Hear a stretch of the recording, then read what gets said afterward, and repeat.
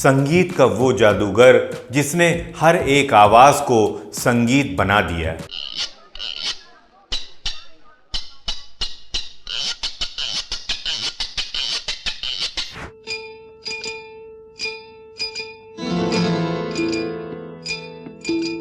उस जादूगर का नाम है R.D. बर्मन।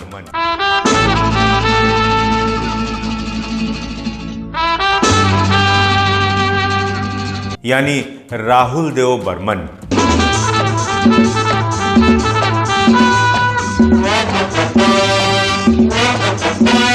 जो संगीत की दुनिया में पंचम दा बनकर छा गए। तुम क्या जानो मोहब्बत क्या है, दिल की महफिल सनम ये महफिल नहीं। पंचम दा के लिए अगर कहा जाए कि वो संगीत को दिशाएं देने वाले जादूगर थे तो कोई अतिशयोक्ति नहीं होगी।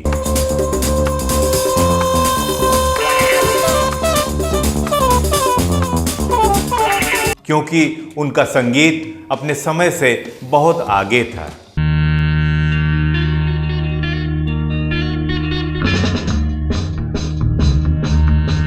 चाहे वेस्टर्न टच का गाना हो, दिल क्या महफिल है तेरे कदमों में आ, या क्लासिकल गाना हो,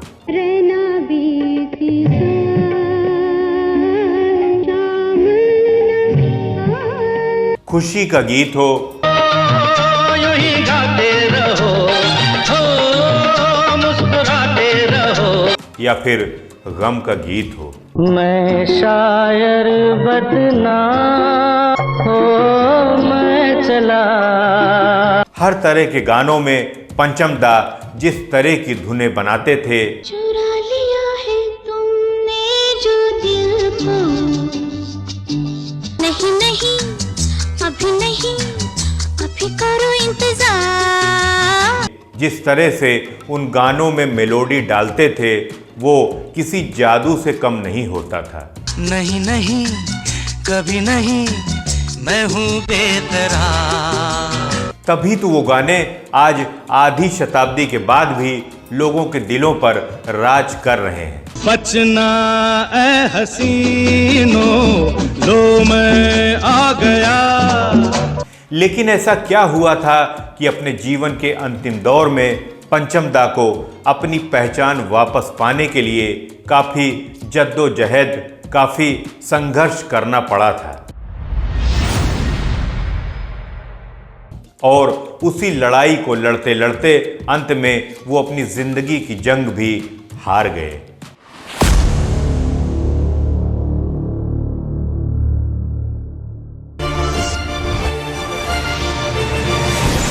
नमस्कार, मैं हूं संतोष और आप देख रहे हैं मूवी म्यूजिक मी।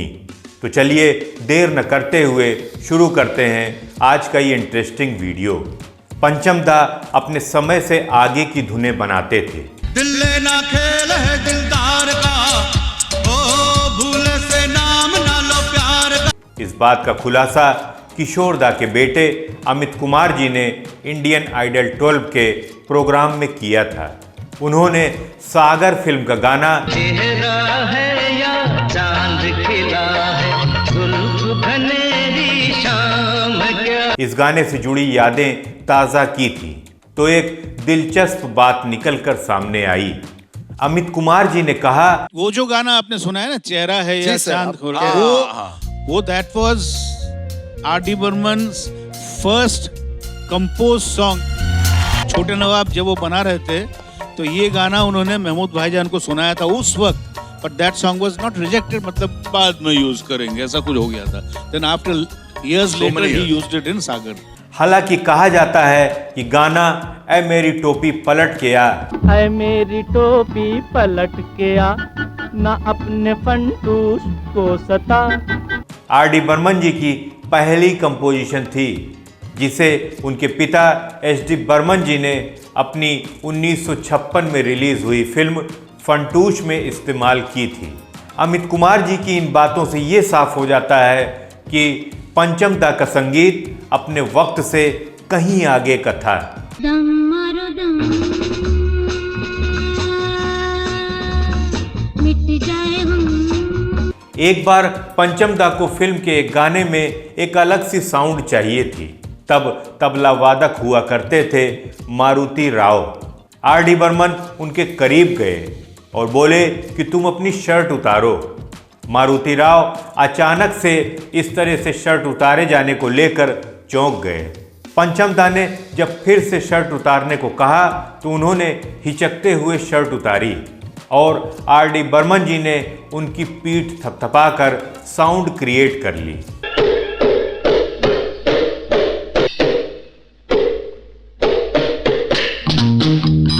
R.D. बर्मन जी के बारे में कहा जाता है कि वो कभी थाली से तो कभी चम्मच से, कभी किसी कांच के गिलास से ऐसी ही आवाजें निकालकर संगीत बनाते रहे।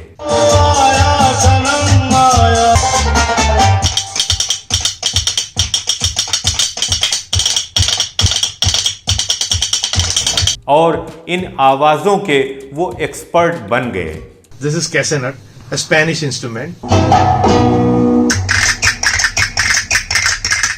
राहुल देव बर्मन जी को हर दौर का संगीतकार कहा जाता है।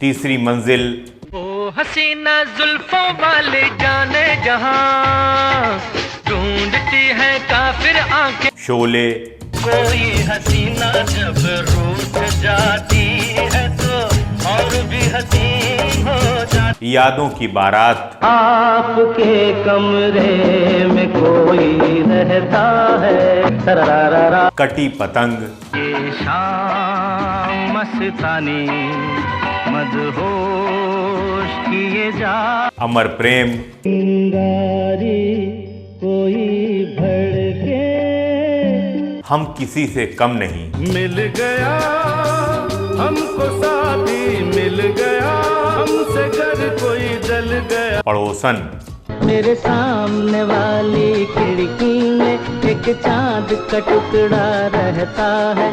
किसी भी फिल्म का नाम लीजिए जिसमें उन्होंने संगीत निर्देशन किया हो, उसी का गाना कल्ट क्लासिक बन गया। लेकिन उसी पंचम दा के अंतिम दौर में वो बरामदे में अकेले बैठते थे तो बरामदे का एक हिस्सा चादर से ढका रहता था ताकि पड़ोसियों को ये मालूम न पड़ जाए कि ये महान संगीतकार बेरोजगार है। ये सच है कि इस महान कलाकार के जीवन के अंतिम कुछ साल इसी तरह की निराशा और दुख की स्थिति में बीते थे।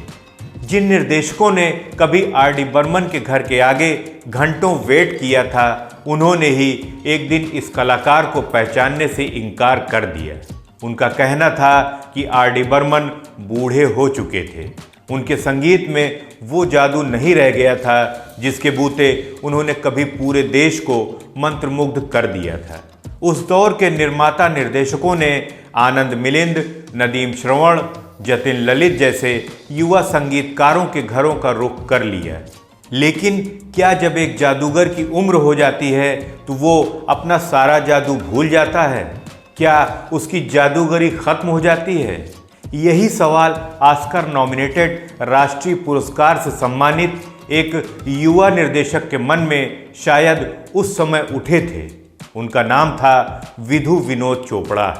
उन्होंने पहली बार पंचम दा के साथ 1989 में बनी फिल्म परिंदा में काम किया था। उस फिल्म का गाना तुमसे मिलके ऐसा लगा तुमसे मिलके आज भी लोगों की जुबान पर चढ़ा हुआ है। साल 1993 में जब R.D. बर्मन जी के पास काम नहीं था तो एक दिन अचानक उनके घर विधु विनोद चोपड़ा पहुंच गए। अपनी अगली फिल्म 1942 ए लव स्टोरी में वो पंचम दा को संगीत निर्देशन की जिम्मेदारी देना चाहते थे, जबकि म्यूजिक कंपनी HMV ने विधु विनोद से साफ कह दिया था कि अगर संगीत R.D. बर्मन ने दिया तो वो एक भी पैसा नहीं लगाएगी। कंपनी किसी भी नए संगीतकार पर दांव लगाने को तैयार थी, पर पंचम दा पर नहीं। ऐसी ही बातों से परेशान विधु विनोद पहुंचे R.D. बर्मन जी के घर। उनके साथ में जावेद अख्तर जी का लिखा एक गीत भी था। उस गीत को धुन देने के लिए आर.डी. बर्मन जी हारमोनियम लेकर बैठ गए, पर विधु विनोद ने बीच में ही उन्हें रोक दिया और बोले कि दादा कुछ हो नहीं पा रहा है, बिल्कुल भी नहीं हो रहा है। मैं जिस आर.डी. बर्मन को जानता हूँ वो एक लीजेंड है, ये धुन उस आर.डी. बर्मन की है ही नहीं। दादा एक थोड़ा सा, दादा अगर आपको लगे तो इसको थोड़ा छोटा करें तो। ये पहला अंतर उन्होंने पहले बोला था कि छोटा म्यूजिक चाहिए, इतना लंबा करके कोई क्या कर सकते, छोटा कर सकते, वायलिन का कुछ छोटा है।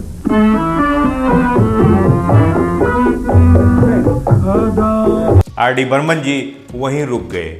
उन्होंने विधु विनोद से एक हफ्ते का समय मांगा। विधु विनोद जी ने कहा कि दादा आप 1 साल ले लीजिए, लेकिन मुझे अपने पुराने पंचमदा का जादू वापस चाहिए। आर.डी. बर्मन जी ने 2 हफ्ते का समय लिया, फिर विधु विनोद को अपने घर पर बुलाया। उनके आते ही हारमोनियम लेकर बैठ गए। गाना शुरू हुआ। गाना खत्म होते ही विधु विनोद जी ने जोर से अपने प्यारे पंचमदा को गले से लगा लिया और कहा कि मैं इसी आर.डी. बर्मन को इतने लंबे समय से ढूंढ रहा हूँ। अचानक मिली इस तारीफ पर आर.डी. बर्मन अपने आंसू रोक नहीं पाए और बच्चे की तरह बिलख कर रोने लगे। In 1942, a love story, when I wanted him to do the music. Even the music company said that if you take R.D. Burman, we will not buy your music. I gave him the lyrics, which was Kuch na kaho, kuch bhi na. Kuch na kaho, kuch bhi na kaho. I said, it's rubbish. It's crap. I don't know why you're making this music. Dada, don't give me this emotion. Give me the music that I'm seeking from you. And then, of course, you're doing the film. It's not a favor. You are the best. So I went next week and I sat there again. He started. And his first note, Rongila, Rongila, Rongila, Re, Rong. And I did this and he stopped. He said, Abhi Gana to shuru nahi hua. I said, Dada, first note ye hai. Gana kidhar nahi ja sakta. That was the journey of an insecure music director, and this was the real R.D. Burman. उस दिन दोपहर में अब तक के top romantic songs में से एक गीत रचा गया था। गीत के बोल थे, कुछ ना कहो, कुछ भी ना कहो। ये आप बिल्कुल आज डिसीजन लीजिए कि वो हैप्पी वर्जन में वो रखिए, लड़के का जो अंदर है, दा दा दी दा दा दा दा दी दा दा, ये लगता भी है दा दा।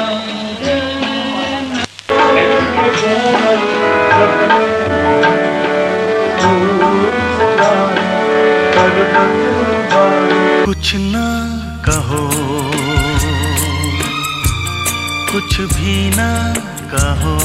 31 दिसंबर 1993 की रात विधु विनोद जी ने एक पार्टी दी।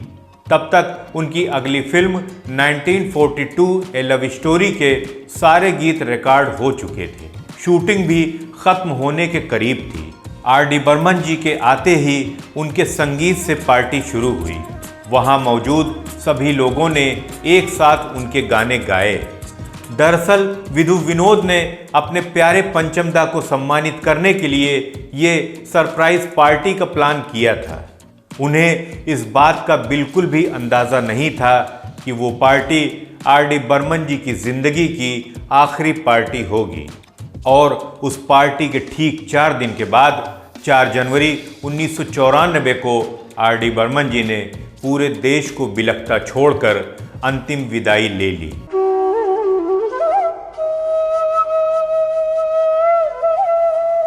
पंद्रह अप्रैल 1994 में जब 1942 ए लव स्टोरी रिलीज हुई तो एक बार फिर पूरे देश ने ये महसूस किया कि राहुल देव बर्मन सच में एक जादुई नाम है। उस साल के फिल्म फेयर अवार्ड्स में जब बेस्ट म्यूजिक डायरेक्टर का नाम अनाउंस हुआ तो ऑडिटोरियम में जतिन ललित, नदीम श्रवण, आनंद मिलिंद सहित उस समय के सभी यंग म्यूजिक डायरेक्टर्स मौजूद थे। अगर कोई नहीं था तो सिर्फ best music director Rahul Dev Burman. उनकी तरफ से पुरस्कार लेने के लिए मंच पर आए रणधीर कपूर। तालियों की गड़गड़ाहट से पूरा ऑडिटोरियम गूंज उठा। सिर्फ सर्वश्रेष्ठ संगीत निर्देशन के लिए ही नहीं, उस साल की म्यूजिक कैटेगरी के सभी पुरस्कार 1942 ए लव स्टोरी ने अपने नाम कर लिए थे। The best music award goes to late Sri R.D. Burman. Music, even with tough competition from the immensely popular soundtrack from Hum Aapke Hai Kaun, all the awards in the music categories went to 1942 A Love Story, and R.D. Burman's last award before his death. The music maestro had great expectations from this film, but was not alive to see it being recognized at the film fair. दुनिया में लोगों को धोखा कभी हो जाता है। ठंडों की आंखों में रात का सुरमा और चांद का चुम्मा, समुंदर में नहा के और भी नमकीन हो गई हो। यम्मा यम्मा यम्मा यम्मा ये खूबसूरत समा, महबूबा महबूबा महबूबा महबूबा। राहुल देव बर्मन की इस वापसी को कई पन्नों पर लिखा जा सकता है, लेकिन वो दौर जब उन्हें सपोर्ट की ज़रूरत थी तब उन्हें किसी से भी सपोर्ट नहीं मिला, और उनकी मां की बीमारी ने उन्हें अंदर से बिल्कुल तोड़ दिया था। इन्हीं सब रीजन्स ने पंचम दा को हमसे समय से पहले मात्र 54 साल की उम्र में ही छीन लिया।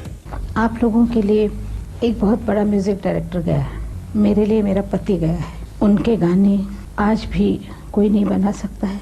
आज तक जितने म्यूजिक डायरेक्टर आए, नए म्यूजिक डायरेक्टर, उन्होंने यही कहा कि बर्मन साहब हम आप फैन हैं। लोग फैन बन के आए, उनके म्यूजिक से लेके बहुत बड़े बने। पूरा वीडियो देखने के लिए आपका दिल से शुक्रिया। आपको अगर आज का ये वीडियो अच्छा लगा हो तो वीडियो को लाइक ज़रूर कीजिएगा और अपने दिल की बात हमें कमेंट बॉक्स में ज़रूर लिखिएगा। चैनल को अगर अभी तक आपने सब्सक्राइब नहीं किया है तो सब्सक्राइब करके ऑल नोटिफिकेशन बेल को प्रेस करना न भूलिएगा। तो मिलते हैं नेक्स्ट वीडियो में किसी और नए किस्से के साथ। तब तक के लिए नमस्कार।